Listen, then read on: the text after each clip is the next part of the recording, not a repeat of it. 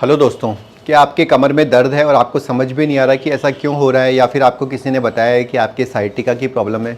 यदि हाँ, तो इस वीडियो को शुरू से लेकर लास्ट तक पूरा देखिए और मैं बताता हूँ कि कमर में दर्द क्यों होता है और इसका कैसे इलाज किया जा सकता है।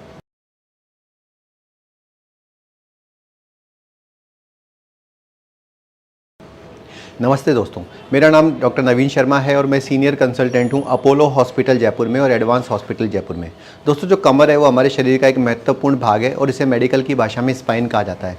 इसमें बहुत सारी छोटी छोटी हड्डियां होती है। अगर मैं आपको कॉम्बिनेशन में बताऊं तो 33 हड्डियाँ होती है जो मिलकर हमारी कमर को बनाती है। इसको हमने कई भागों में बांटा हुआ है। एक सर्वाइकल जो कि गर्दन का पार्ट होता है, एक डॉर्सल जो कि पीठ के पीछे वाला हिस्सा होता है, उसके बाद लंबर वाला एरिया होता है और उसके बाद आपको कॉसिक्स वाला एरिया होता है। तो इस प्रकार से 4 भागों में हम इसको मोटे तौर पे बांटते हैं। कमर का काम है वो होता है बैठने में मदद करना, वजन उठाने में मदद करना, जैसे आप ड्राइविंग कर रहे हैं तो उसमें मदद करना। लंबे समय तक जो कमर में दर्द है उसकी प्रॉब्लम आजकल काफ़ी देखी जा रही है। ये देखी जाती है अगर आप जिम में जाते हैं तो उससे, बॉडी बिल्डिंग से हो जाती है। लंबे समय तक अगर आपका सिटिंग जॉब है, जैसे कि आप बैंक में काम करते हैं, टीचर बाई प्रोफेशन है, चार्टेड अकाउंटेंट है, डॉक्टर भी हैं, तो आपको लंबे समय तक जो बैठना पड़ रहा है, वर्क फ्रॉम होम जो बहुत सारे लोगों ने किया उसके दौरान लोगों को कमर में दर्द हो रहा है। और कई लोगों को कमर में दर्द के साथ साथ पैर में भी दर्द होने लग जाता है। तो फिर वो जानना चाहते हैं कि सर कमर में दर्द आखिर होता क्यों है और कैसे इससे बचा जा सकता है। दोस्तों, कमर में जो हड्डियाँ होती हैं उनके बीच बीच में एक गद्दीनुमा संरचना होती है जिसे कि डिस्क कहा जाता है। तो डिस्क के खिसकने से इस प्रकार का दर्द पैदा हो सकता है। कमर के दर्द को हम 2 भागों में बांट सकते हैं, एक तो मैकेनिकल दर्द है और एक इन्फ्लेमेटरी दर्द है।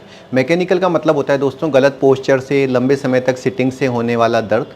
लेकिन मैकेनिकल दर्द की खास बात ये होती है कि जब आप आगे झुकते हैं या कोई काम करते हैं तब तो ये दर्द होता है, लेकिन अगर आप रात को सो जाते हैं तो मैकेनिकल वाला दर्द खत्म हो जाता है। मैकेनिकल पेन दोस्तों ज़्यादातर पोस्चर की वजह से या लंबे समय तक सिटिंग से या फिर डिस्क प्रोलैप्स की वजह से होता है।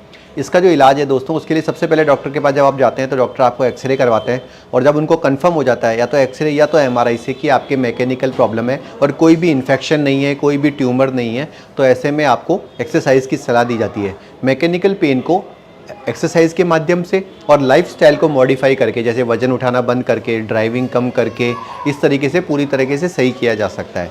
मैकेनिकल पेन का जो इलाज है दोस्तों वो बहुत आसान है और इतना डिफ़िकल्ट नहीं है और इतना सीरियस प्रॉब्लम भी नहीं है। मैकेनिकल पेन बहुत आसानी से सही हो जाता है। हाँ, इसमें दिक्कत ये ज़रूर आ सकती है कि लंबा समय लगता है कई बार। लेकिन क्या होता है कि अगर डिस्क प्रोलैप्स ज़्यादा है तो उसकी वजह से पैर में भी दर्द जाने लग जाता है। वो इसलिए होता है क्योंकि पाँव में जो नसें सप्लाई करती है वो दर्दने लग जाती है और उसकी वजह से पैर में करंट नुमा दर्द जाता है या झंझनाहट सी बनी रहती है, जिससे कि साइटिका कहा जाता है। दोस्तों, साइटिका की जो प्रॉब्लम है वो तब हो जाती है जबकि या तो आप भारी वजन उठा रहे हो या फिर कमर को कोई झटका लग जाए तो डिस्क प्रोलैप्स होकर और पैर में नस दबने लग जाती है।